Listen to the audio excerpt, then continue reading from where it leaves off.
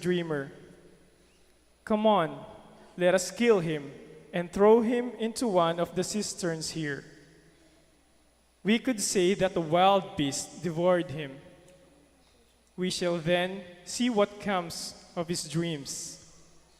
When Reuben heard this, he tried to save him from their hands, saying, "We must not take his life."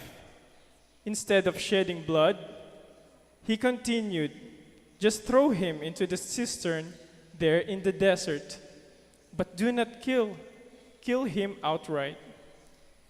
His purpose was to rescue him from their hands and return him to his father. So when Joseph came up to them, they stripped him of the long tunic he had on. Then they took him and threw him into the cistern, which was empty and dry. They sat down to their meal. Looking up, they saw a caravan of Ishmaelites coming from Gilead, their camels laden with gum, balm, and resin to take down to Egypt.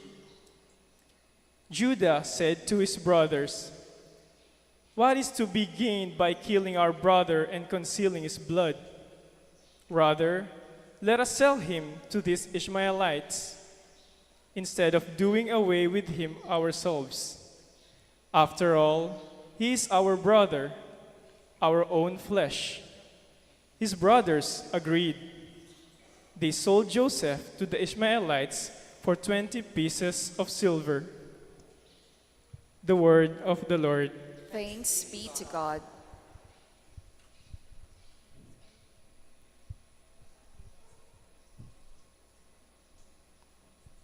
Let our response be, "Remember the marvels the Lord has done." Remember the marvels the Lord has done. When the Lord called down a famine on the land and ruined the crop that sustained them, he sent a man before them, Joseph, sold as a slave. Response. Remember the marvels the Lord has done. They had weighed him down with fetters, and he was bound with chains, till his prediction came to pass, and the word of the Lord proved him true. Response. Remember the marvels the Lord has done. The king sent and released him. The ruler of the peoples set him free. He made him lord of his house and ruler of all his possessions.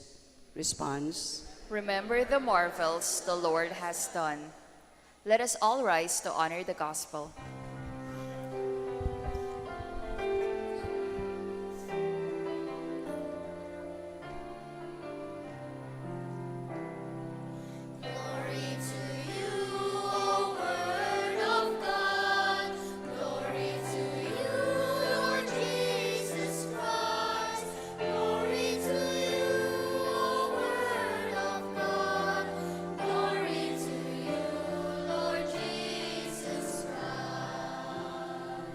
God so loved the world that he gave his only begotten Son, so that everyone who believes in him might have eternal life.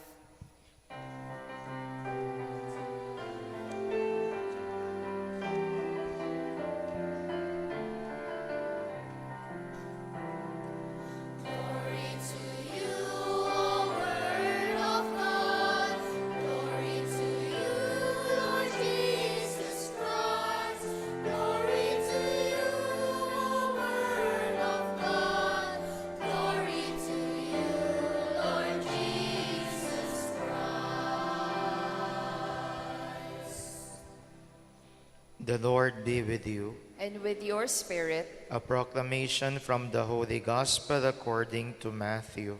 Glory to you, O Lord.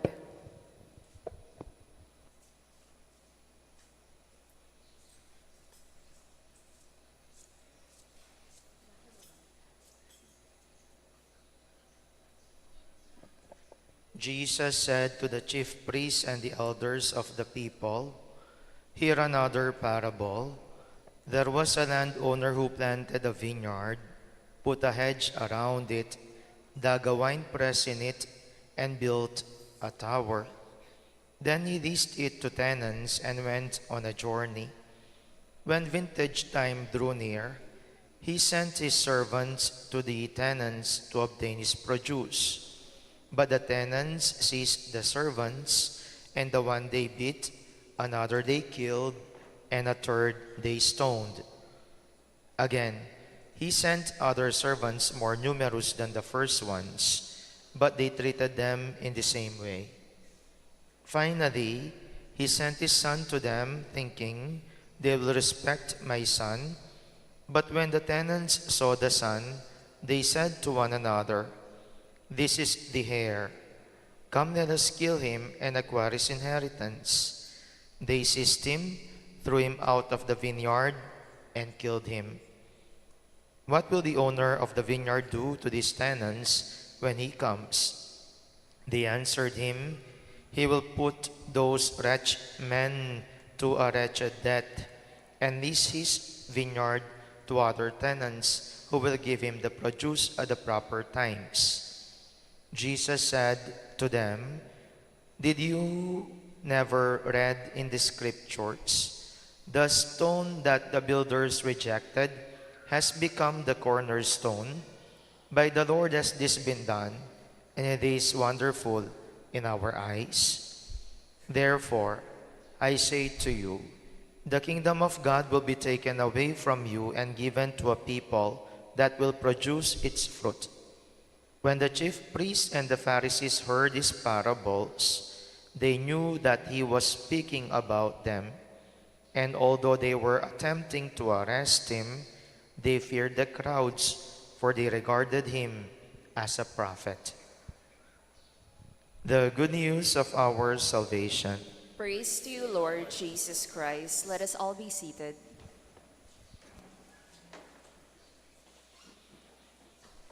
Magandang gabi po sa inyong lahat. Siguro narinig nyo na yung terminong ito, blessing in disguise. Isn't it? Sigurado ako na narinig nyo na kung saan-saan ang salitang ito, that what a blessing in disguise. Kapag sinasabing blessing in disguise, anong ibig sabihin nito? Oh? Kapag sinasabing blessing in disguise, anong ibig sabihin nito? Ang ibig sabihin ng blessing in disguise, ang dating ay parang pangit, ang dating ay parang masama, ang dating ay parang misfortune, but at the end of the day, that misfortune becomes actually a good thing. That ugly thing becomes something beautiful. And actually sa ating mga pagbasa, ito po yung makikita nating tema ng buong pagbasa. Look at our first reading. It is really a blessing in disguise. It is the story of Joseph the dreamer. Tandaan niyo yung ginamit na pangalan Israel, the old name of Jacob. The old name of Jacob is Israel. Okay? Kaya yung pangalan ngayon ni Jacob ay naging Israel na. Ngayon, si Jacob meron siyang mga ilang anak. Anong ginawa nila kay Joseph? Anong ginawa ng mga magkakapatid kay Joseph? Anong ginawa ng mga magkakapatid kay Joseph? Actually, this is a popular story in the Old Testament. Ang ginawa ng mga magkakapatid, dahil naiinggit sila kay Joseph, dahil siya ang laging paborito ni Jacob, anong nangyari? Ang ginawa ay itinapon siya sa balon at ipinagbili pa sa mga Ishmaelites. Now, bitin ang kwento. If you would still read the story and continue reading it, it is a beautiful ending. Why? Because there came a famine in Israel. Nagkaroon ng tagutom sa Israel. Then at the end of the day, hingi sila, pupunta sila sa mga iba't ibang mga kaharian. Lo and behold, who is in that other kingdom? Si Joseph. Si Joseph ay naging gobernador at anong nangyari? Siya pangang tumulong sa kanila Siyang nagpakain sa kanyang mga kapatid, siyang nagpakain sa kanyang ama. Kaya nga, look and behold, the thing which became unfortunate to Joseph becomes actually a blessing to their family. The same is true in our gospel for today. Kung titignan din po ninyo ang ating ebanghelyo ngayon, anong sinasabi? The stone which the builders rejected has become the cornerstone. The stone which the builders rejected has become the cornerstone. At sinong tinanggihan ng mga tao? Ito'y walang iba kung hindi ang ating Panginoong Jesucristo. But at the end of the day, what happened? Anong nangyari? Ang ating Panginoong Jesucristo, siya ang naging pangulo, siya ang naging sentro, siya ang naging pundasyon ng lahat ng mga bagay-bagay. Kaya nga, if we would still liitan o mas lalo nating i-concise ang salitang blessing in disguise, in truth, ano dapat ang salita doon? In the blessing in disguise, masyadong mahaba pa. Kung iiksin natin, what is the possible na maliit na salita na posibleng gamitin sa blessing in disguise? Oh. Kung lilitan pa natin ang terminong blessing in disguise, ano ang salitang mas aangkop sa mga blessing in disguise sa ating buhay? Actually, in truth, we may not end in reality. Posible, hindi naman natin kailangan tawaging blessing in disguise, but actually, they are all blessings. Kahirapan man yan, pagsubok man yan, ano man ang ating mga pinagdadaanan sa ating buhay, they are actually blessings of God. That's why they are no disguise. Okay? Dahil kasi posible sa pananaw lang natin, they are in disguise dahil napakapangit. Napakapangit tignan, napakapangit maranasan, napakapangit makita. But in truth, there are no blessing in disguise, but everything is a blessing.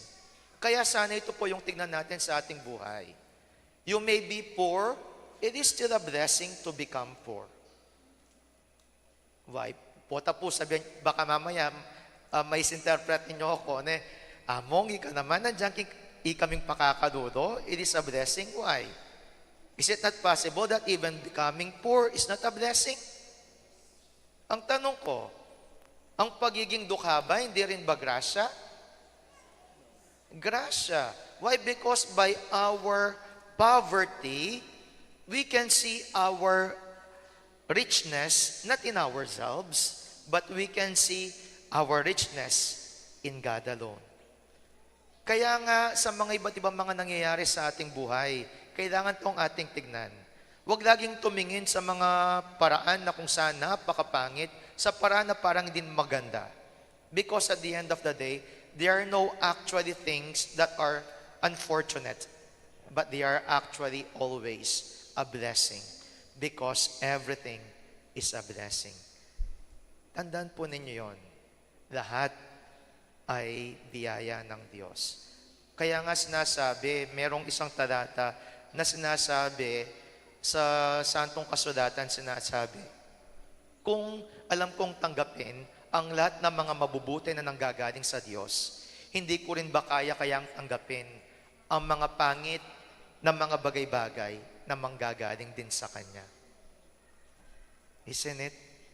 Kung kaya kong tanggapin ang lahat ng mga bagay-bagay na magaganda na nanggagaling sa Diyos, hindi rin ba kaya nating tanggapin ang mga bagay-bagay na posibleng mahirap at hindi maganda na nanggagaling din sa Diyos? Because kapag gano'n ang ating magiging behavior, kung gano'n ang magiging attitude sa lahat ng mga bagay-bagay, we would lessen those feeling na nasa atin na punong-puno ng disappointments, ng punong-puno ng kalungkutan, ng punong-puno ng pag-aaksaya dahil iniisip natin na napakapangit. Halimbawa na lamang, during the pandemic, is it a blessing or is it a misfortune? Is it a blessing or is it a misfortune? Baliw po, kitang pandemic, nangikita mo, o dyan pa lang iya ka marakalapera, Ang importante, happening mabiya ko. Is it not a blessing? Pero ang ginagawa natin before that thing, trabaho, trabaho, trabaho. But during the pandemic, what have we learned?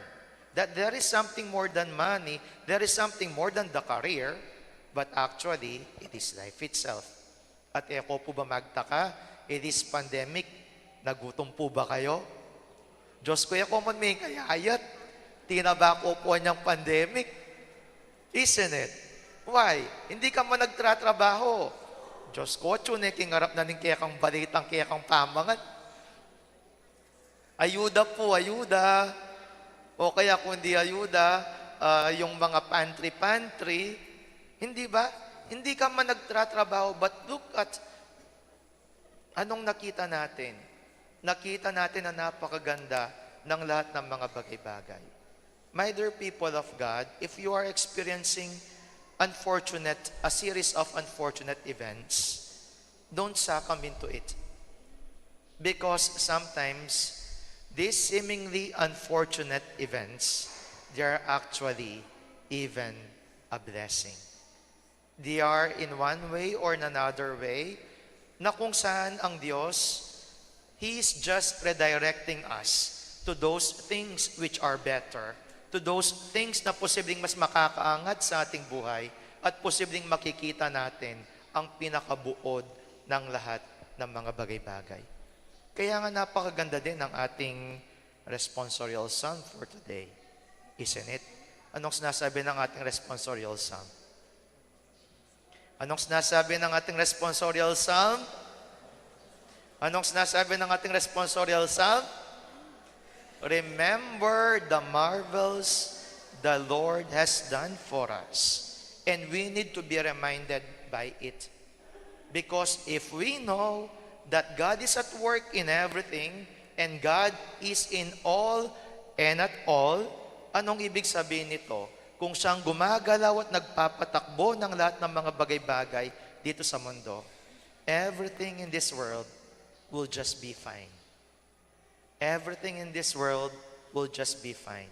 Dahil kung ang nagpapatakbo ay mabuti, ang nagpapatakbo ay banal, ang nagpapatakbo ay may kagandaang loob, sigurado lamang ang lahat ng mga bagay-bagay ay magiging mabuti at ito ay magiging maganda. That's why in truth, there are no blessings in disguise. There are only blessings. There are no blessing in disguise. There is only one thing. In everything, there is a blessing. Please all stand.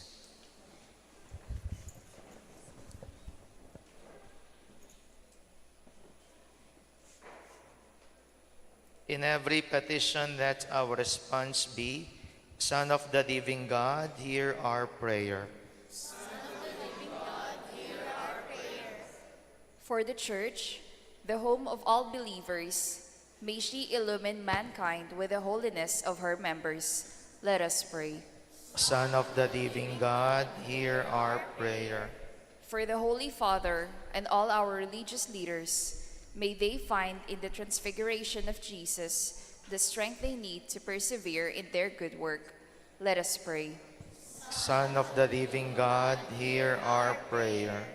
For those who do not appreciate the importance of prayer, may the example of Jesus be for them an encouragement to raise their minds to God with love. Let us pray. Son of the living God, hear our prayer. For those who behave as enemies of the cross of Christ, may they forsake their sinful ways and start living as authentic Christians. Let us pray. Son of the living God, hear our prayer. For all of us, may we bravely fight the culture of death that is threatening our country and uphold the culture of life and love. Let us pray. Son of the living God, hear our prayer. For all broken families, that they might discover the cure for their wounds through forgiveness, rediscovering each other's gifts, even in their differences. Let us pray. Son of the living God, hear our prayer. Loving Father, give us the grace to see and love Christ in others, that we may be worthy of your eternal reward. We ask this through Christ our Lord, who Amen. lives and reigns with you in the unity of the Holy Spirit, forever and ever. Amen. Let us all be seated for the liturgy of the Eucharist.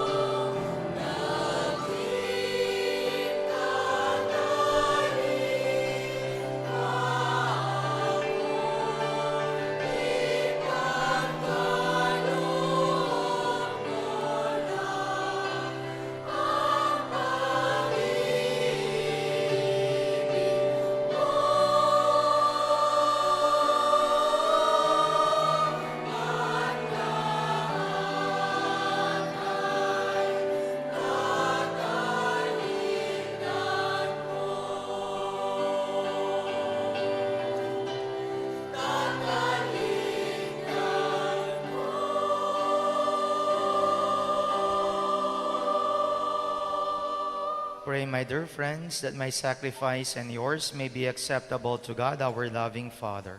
May the Lord accept the sacrifice at your hands for the praise and glory of his name, for our good and the good of all his holy church. May your merciful grace prepare your servants, O God, for the worthy celebration of these mysteries, and lead them to it by a devout way of life, through Christ our Lord. Amen. The Lord be with you. And with your spirit, Lift up your hearts. we lift them up to the Lord. Let us give thanks to the Lord our God. It is right and just. It is truly right and just, our duty and our salvation, always and everywhere to give you thanks, Lord, Holy Father, Almighty and Eternal God.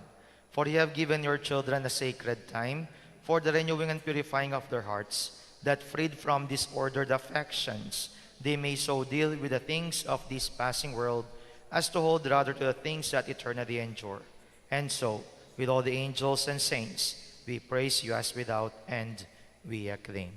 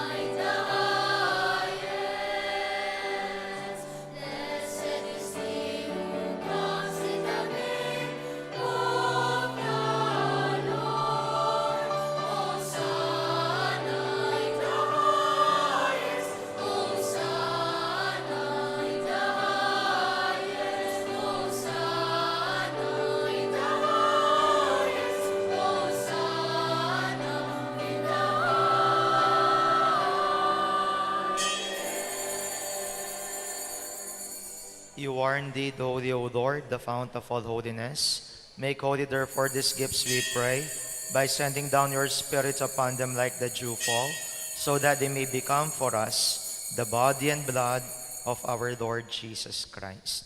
At the time he was betrayed and entered willingly into his passion, he took bread and giving thanks, broke it, and gave it to his disciples, saying, "Take this, all of you, and eat of it, for this is my body, which will be given up for you." My Lord, my God.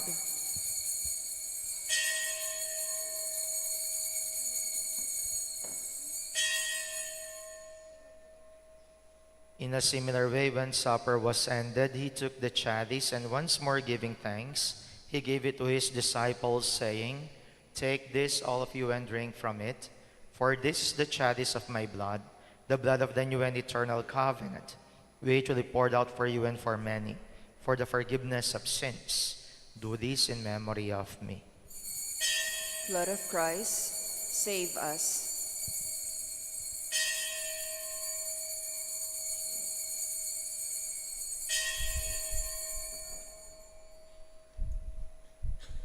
The mystery of faith.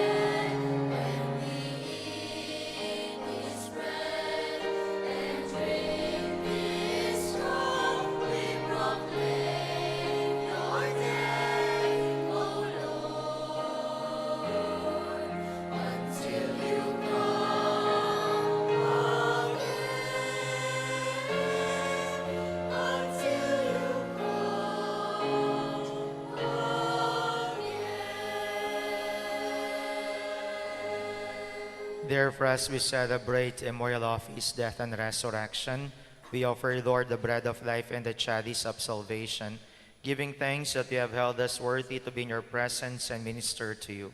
Humbly we pray that partaking of the body and blood of Christ, we may be gathered into one by the Holy Spirit. Remember, Lord, your church spread throughout the world, and bring her to the fullness of charity, together with Francis, our Pope, Florentino, our Bishop, and all the clergy. Remember also our brothers and sisters who have fallen asleep in the hope of the resurrection, and all who have died in your mercy.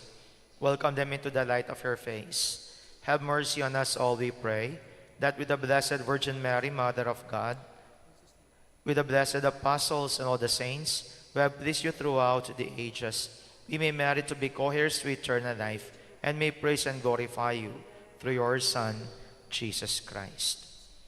Through him, and with him, and in him, O God, Almighty Father, in the unity of the Holy Spirit, all glory and honor is yours, forever and ever.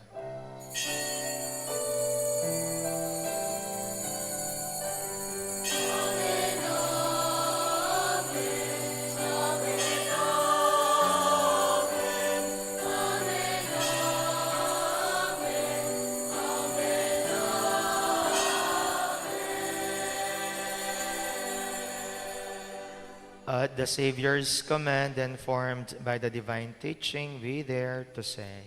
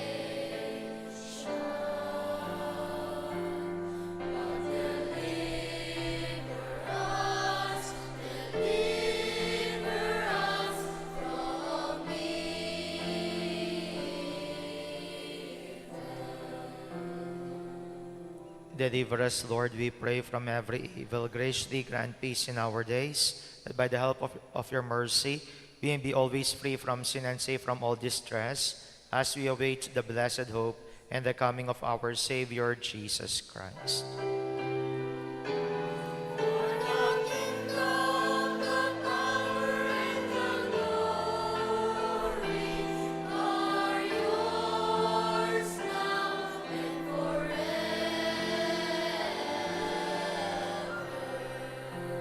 Lord Jesus Christ said to your apostles, "Peace I leave you, my peace I give you."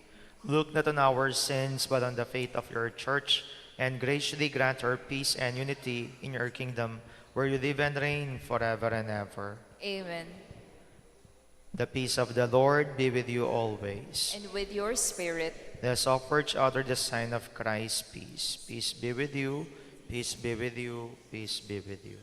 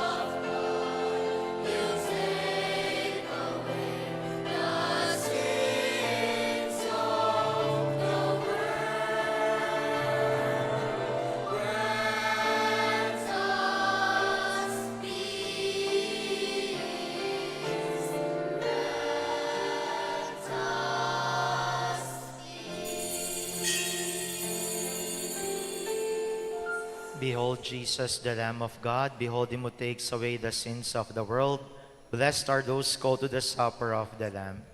Lord, I am not worthy that you should enter under my roof, but only say the word, and my soul shall be healed.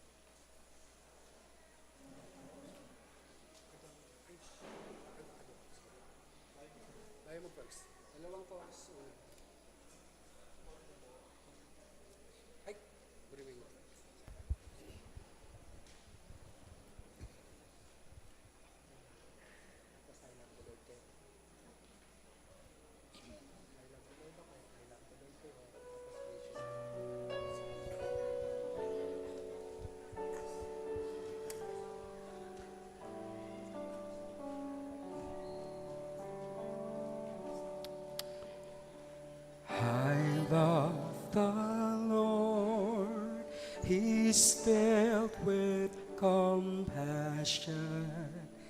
He turned to me on the day that I called from the snares of the dark. Oh Lord, save my life, be my strength.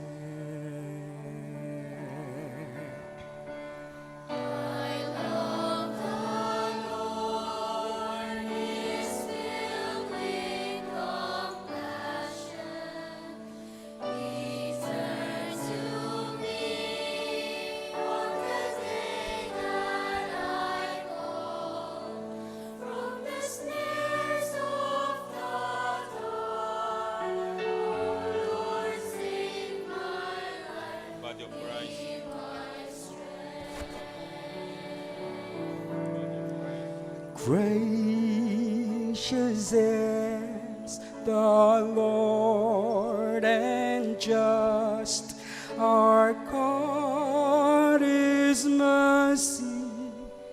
Rest to the weary, return my soul to the Lord our God, who bids tears away.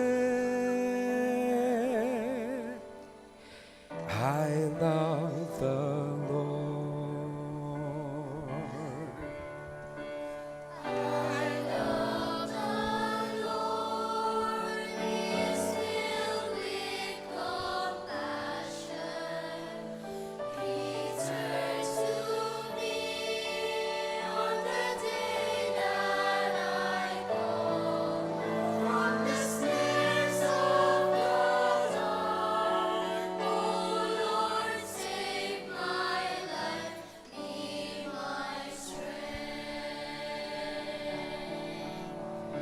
How can I repay the Lord for all the goodness He has shown me? I will raise the cup of salvation and call on His name. I love the Lord. I love the Lord. He is filled with compassion. He turned to me on the day that I call from the snares of the dark. Oh Lord, save my life, be my strength. I shall live my vows to you before your people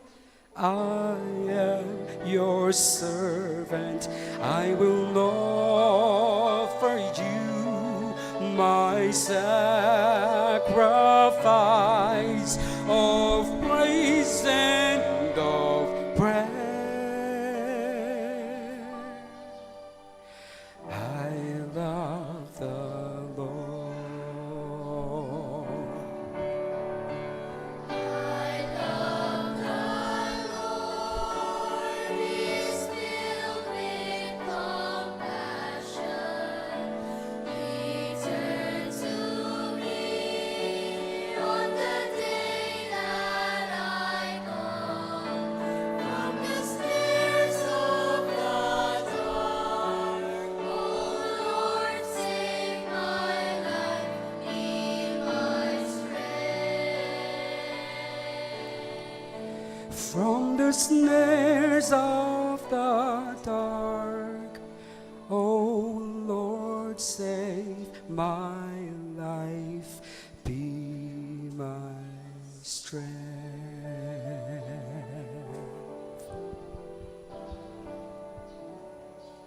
Let us pray.